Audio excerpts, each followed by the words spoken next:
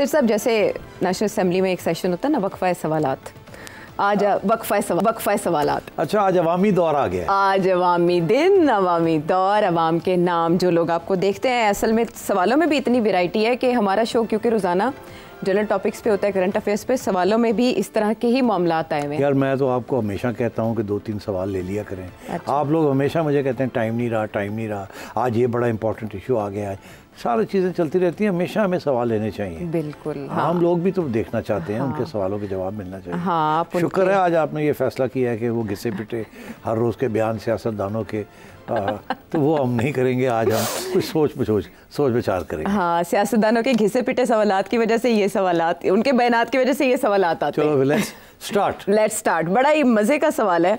आपको पता है हमारे सियासत की अपॉइंटमेंट, रिटायरमेंट या फिर अमेरिका में कौन सा प्रेसिडेंट आएगा तो पाकिस्तान में हुकूमत चेंज होगी, यही होता है ना हमारी सियासत घूमती जैसे। या बांग्लादेश में जो तब्दीली आई उसका वो यहाँ आएगी या नहीं आएगी। हाँ, तो ये जो सवाल है बासित साहब न्यू जर्सी से, ये कुछ ऐसा ही सवाल कर। अच्छा। जी, आपका मुशाहिदा, तजर्बा और आपकी चिड़िया अगले साल जनरल आसिम मुनीर की एक्सटेंशन के बारे में क्या बताते हैं? जी बताएं। आप कह रहे थे मज़े का सवाल है। ये मज़े का सवाल नहीं है, बड़ा ख़तरनाक सवाल है। ये मेरा चाहते हैं कि मेरा शो बंद हो जाए, यही चाहते हैं ना। इसमें क्या ऐसी बात है कि आपका शो बंद हो जाएगा? नहीं, मतलब है कि मतलब क्या ये रेड लाइन है क्या? नहीं, रेड लाइन तो नहीं है। तो फिर पर कटते हैं क्या? तो फिर ये जलते हैं? अच्छा, तो फिर जवाब ये तो जवाब आपको देना पड़ेगा। हाँ। आपने मुझे मतलब है ये क्या है कि मज़े का सवाल है। हाँ। ये मज़े का नहीं है। नहीं, इससे पता चलेगा ना कि कौन। की स्पेकुलेशन हमें नहीं करनी चाहिए। नहीं करनी चाहिए, एहतियात करनी चाहिए आपके ख्याल में? नहीं, एहतियात तो खैर हर चीज़ पे आजकल के ज़माने में करनी चाहिए, क्योंकि एहतियात वाहिद इलाज है। हाँ, वाहिद इलाज है, सर्वाइवल।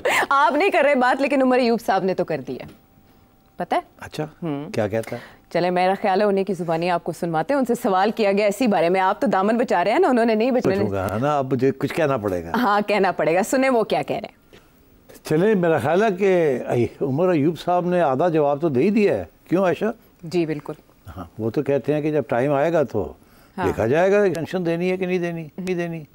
तो अब सवाल ये है कि क्या एक्सटेंशन मिलेगी या नहीं मिलेगी, तो अब पेशेंट को ही करनी पड़ेगी। लेकिन तजाद किया ना चीफ जस्टिस को, उन्होंने कहा फौरन घर जाएं, लेकिन आर्मी, हाँ जी, उन्होंने कहा उनका तो टाइम पूरा तो वो घर जाएं, लेकिन आर्मी चीफ का क्योंकि मुल्की हालात है, मुल्की मफाद है, अच्छा, वो तो ज्यादा बड़ा दायरा है। चलिए फिर आज हम भी जिसे कहते हैं ना कि जिन्होंने छलांग मार देने ऐसी। देखिए, बात यह है कि इस वक्त जो कानून है, कानून के मुताबिक तो वो 64 की उम्र तक रह सकते हैं आर्मी चीफ। बाजवा साहब के लिए ये कानून तब्दील किया गया था और वो it was not specific to him, so this means that he can stay as army chief till the age of 64।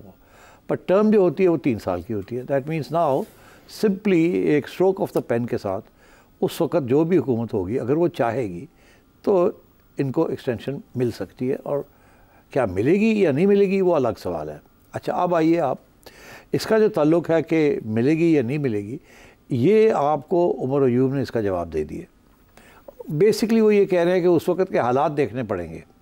मगर इससे मुझे अब याद आ गया, और शायद ये इशारा भी मैं करूँगा, आप समझ जाइएगा, कि जब नवाज शरीफ साहब ने बाजवा साहब के ख़िलाफ़ बातें की थी, तो उस वक़्त तो ऐसे लगता था कि अब सवाल ही पैदा नहीं होता कि बाजवा साहब को जब एक्सटेंशन का वक्त आएगा तो नून लीग कभी भी सपोर्ट नहीं करेगी, क्योंकि नवाज शरीफ साहब ने तो इल्ज़ाम लगा दिया था कि इनकी वजह से ये सारा क्राइसिस हो रही है। तो जब वक्त आया तो उस वक़्त सारी मुस्लिम लीग पहुंच गई लंदन, और लंदन पहुंच गई, उन्होंने कहा जी कि हमें एक्सटेंशन, इमरान खान तो एक्सटेंशन दे ही रहा है, और अगर हमने ना दी तो फिर हम बिल्कुल ही आइसोलेट हो जाएंगे और एक ज़ाती भी इशू बन जाएगा आर्मी चीफ़ के साथ। इस वक्त इतना ज़ाती इशू नहीं है, एक सियासी इशू चल रहा है, और वो चाहते हैं कि उनको एक्सटेंशन मिले, और इमरान खान ने उनको एक्सटेंशन देनी है, उसके लिए तैयारी है पूरी। तो अगर हम बाहर बैठे रहेंगे तो फिर आगे हमें कोई मौके नहीं मिलेंगे कि हम दरार डालें इनके दरमियान। और जो हमारी सारी स्ट्रेटजी है कि to divide the army chief from Imran Khan, वो फिर कामयाब नहीं होगी। ये जो प्रेशर हम डालने की कोशिश कर रहे हैं, इसलिए मेरा ख्याल है कि हमें भी इसको सपोर्ट करना चाहिए। अब उनकी वो सियासी फ़ैसला था कि जी अगर हम नहीं सपोर्ट करते तो फिर बिल्कुल कोई चांस नहीं है आखिर बाजवा साहब को के करीब होने का और दरार डालने का बिटवीन बाजवा साहब एंड इमरान खान। तो इसलिए बेहतर ये एक चीज़ होने जा रही है, तो इस वक्त असूलों पे क्या खड़े होने की ज़रूरत है, इस वक्त मौका परस्ती होनी चाहिए। और मौका परस्ती यही है कि हम बाजवा साहब की एक्सटेंशन जो है उसको सपोर्ट करें, बाहर ना खड़े रहें। डिवीज़न नहीं होनी चाहिए इसके ऊपर।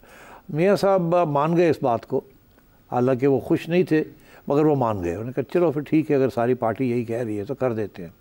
और आखिर में हुआ क्या कि वो इनके काम आई, क्योंकि इन्होंने बाजवा साहब को न्यूट्रलाइज़ कर दिया उस एक्सटेंशन के साथ। और जब वक्त आया और वो थोड़े से मतलब है कि नाराज़ हो गए इमरान खान से या दूर होने लगे, वो सेम पेज में के क्रैक्स आने शुरू हो गए, तो ये जो पॉलिसी थी नून लीग की ये कामयाब हुई, क्योंकि इन्होंने बाजवा साहब के साथ रबते शुरू कर दिए और बाजवा साहब ने इनके साथ रबते शुरू कर दिए, और जिसकी वजह से फिर आखिर में इनको कामयाबी हुई और बाजवा साहब और इमरान खान के दरमियान एक दरार पड़ गई थी। अब सूरत हाल ये है कि उमर अयूब भी यही बात कह रहे हैं। बड़ी इंटरेस्टिंग बात है। और ये रिसेंटली जो इमरान खान ने जो बयान दिया है कि हम जो लोग जिन लोगों ने मे 9 में हिस्सा लिया था, अगर उनके ख़िलाफ़ कोई एविडेंस है तो हम कंडेम करेंगे और उनको सपोर्ट भी, और अब सिपा सलार और इस किस्म की बातें करनी शुरू कर दी हैं कि उनको अटैक ना करें एंड सो ऑन। तो ये अब पीटीआई की भी इसी किस्म की स्ट्रेटजी शुरू हो गई है कि किसी तरीके के साथ ये जो इशू बन गया है between Imran Khan and the army chief, इसको थोड़ा सा लाइटन किया जाए, इसको रिड्यूस किया जाए, ताकि अगर कल को कोई मौका आए तो हम भी उसी किस्म का रोल अदा कर सकें जो कि नून लीग के लीडर्स ने किया था विद बाजवा साहब, और आर्मी चीफ को थोड़ा सा न्यूट्रलाइज़ करें हम, क्योंकि वो ज़ाहिर बड़े नाराज़ हैं इन लोगों के साथ जिस तरीके से उनके साथ रवैया किया गया, और उसके बाद खान साहब का शुरू में और उसके बाद खान साहब के हिदायत के ऊपर सारी पीटीआई ने जो कुछ सोशल मीडिया पे उनके ख़िलाफ़ किया। तो ये अब उमर अयूब ने इस बात को खुला छोड़ दिया। अच्छा, अब इसका ये मतलब है कि उनकी उम्मीद ये है कि किसी न किसी स्टेज पे ये इशू खड़ा होगा और उन्हें भी सोचना पड़ेगा। इसलिए बेहतर यही है कि इसी वक्त कोई इस किस्म का बयान ना दिया जाए जिसके साथ सारे दरवाजे बंद कर दिए जाए। तो अब आइए आगे होगा क्या। अब मैं नहीं समझता कि इमरान खान को इतनी जल्दी रिलीफ मिलने वाली है, और रिलीफ बेसिकली इस्टेब्लिशमेंट की तरफ से ही है, क्योंकि इस वक्त issue between Imran Khan and establishment है या पीटीआई एंड इस्टेब्लिशमेंट है। बिकॉज मे 9 जो है वो उसको माफ़ करने के लिए वो तैयार नहीं है, क्योंकि that is a direct attack on the institution. और ये वो इंस्टीट्यूशन है जो 70 साल से सब कह रही है और समझ रही है और तारीफ़ और अपनी तारीफ़ करती है और तारीफ़ लोगों से बनवाती है कि it is the only force that is holding this country together and so on, united. तो इसलिए इसको अटैक करना is unforgivable, and therefore that is a big problem that Imran Khan faces. Nawaz Sharif ने कभी इस तरीके से अटैक नहीं किया था, और वो भी एक हल्की सी अटैक थी कि जी आप अलग, आप न्यूट्रल हो जाएं, ये ना करें वो ना करें, और उसके ऊपर कितना फिर बैकलैश आई थी। तो ये खान साहब ने तो हर मतलब क्या नहीं कहा। और so my sense is Umar Ayub is also hoping कि वो दिन आएगा कि शायद इन्हें भी इस किस्म की कोई स्ट्रैटेजी इख्तियार करनी पड़े। अब आप आइए, आर्मी चीफ की उम्र मेरा ख्याल है कितनी है, 55, 56, 57 है, इतनी है अकॉर्डिंग टू विकीपीडिया। तो कानून जो बनाया था जब बाजवा साहब के लिए वो यही था कि किसी आर्मी अफसर को एक्सटेंशन नहीं मिलेगी, मगर ये रूल जो है ये आर्मी चीफ को अप्लाई नहीं करता, और उनकी जो है वो 64 की उम्र तक उनको एक्सटेंशन मिल सकती है, और वो प्राइम मिनिस्टर का प्रेरोगेटिव होगा। तो अब इसका ये मतलब है कि अगर प्राइम मिनिस्टर साहब चाहें तो बाजवा साहब के लिए तो अमेंडमेंट करनी पड़ी थी, इनके लिए अमेंडमेंट की ज़रूरत भी नहीं पड़ेगी, ये सीधी एक्सटेंशन हो जाएगी by stroke of the pen. तो अब सवाल ये आया कि क्या एक्सटेंशन होगी, क्या आसिम मुनीर साहब चाहेंगे कि वो एक्सटेंशन लें। इस पर कोई शक नहीं है कि ये डिपेंड करेगा हालात के ऊपर, मगर जिस तरीके से आज हालात डेवलप हो रहे हैं, मुझे तो ऐसे लगता है कि आसिम मुनीर साहब को एक्सटेंशन मिल जाएगी। अच्छा, अब क्या वो मांगेंगे एक्सटेंशन? मैं नहीं समझता कि वो मांगेंगे, मगर उनको मिल जाएगी। जैसे ये इशू खड़ा हो गया है कि चीफ जस्टिस काजी फायज़ ईसा साहब, क्या इनको एक्सटेंशन मिलेगी या नहीं मिलेगी, तो वहाँ भी ये सवाल था क्या वो मांगेंगे या नहीं मांगेंगे। और मेरा ख्याल है जो गवर्नमेंट कानून अमेंड करने जा रही है, और बिल्कुल यकीनी तौर पे कानून को अमेंड करने जा रही है, उसमें यही है कि सबकी एज जो है ब्यूरोक्रेट्स की, और याद रहे कि जजेस and generals come under grades also, government grades 22, 21, 22। तो उनकी अगर सारों सबकी जो एज लिमिट है वो 64 कर दी जाए या 63 कर दी जाए, from 60 to 63, so automatically they remain in their current positions and they don't have to retire. तो ये जो 3 साल की जो लिमिट थी आर्मी चीफ की, वो तो वैसे ही एक्सटेंड हो सकती है। और चीफ जस्टिस का जो है, मैं ये समझता हूँ कि शायद गवर्नमेंट ये भी सोचे कि ये जो सारा इस वक्त जो है ना सीनियरिटी प्रिंसिपल चीफ जस्टिस की अपॉइंटमेंट का, जो कि इफ्तिखार चौधरी साहब के ज़माने के बाद इम्प्लीमेंट किया जा रहा है, अब मेरा ख्याल है इसको भी गवर्नमेंट अटैक करेगी, इसको भी तब्दील करने की कोशिश करेगी। इसीलिए ये सारी चीज़ें जो है ना ये पाइपलाइन में हैं। अगले 2-3 माह के अंदर अंदर बहुत कुछ होने वाला है और पार्लियामेंट हरकत में आने वाली है, और वो हरकत में जब आएगी तो जाहिर है कि उस वक़्त सुप्रीम कोर्ट के साथ या कुछ जजेस के साथ क्लैश होगा, और इसलिए look out for it. But government is determined, 2-3 चीज़ें, army chief will stay, government will stay and parliament will stay, and Imran Khan will not be given any relief। ये इस वक्त की सूरत हाल है। यानी अभी तक की सिचुएशन के मुताबिक ये आपका एनालिसिस है।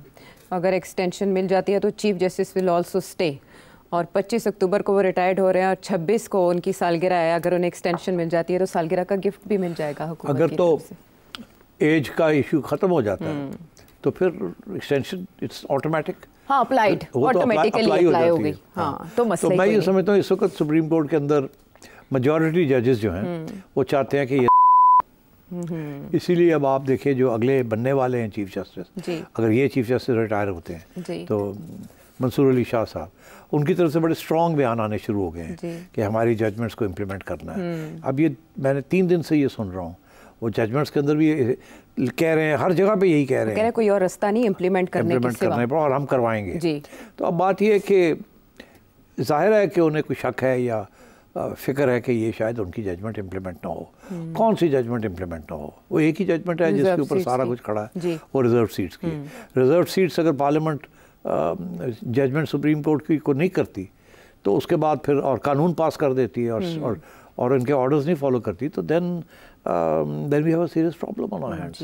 और मैं समझता हूँ कि सुप्रीम कोर्ट के अंदर भी आप ये जो डिवीज़न है ये खुली आम सामने आने वाली है। ये भी मैं पेशन गोई कर रहा हूँ। मुझे याद है 1998 में क्या हुआ था।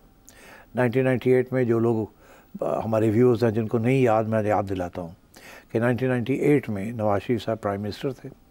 97 की इलेक्शन 2/3 मेजॉरिटी से जीत के आए थे। Sajjad Ali Shah prime minister chief justice थे और फ़ारूक लगारी साहब प्रेसिडेंट थे।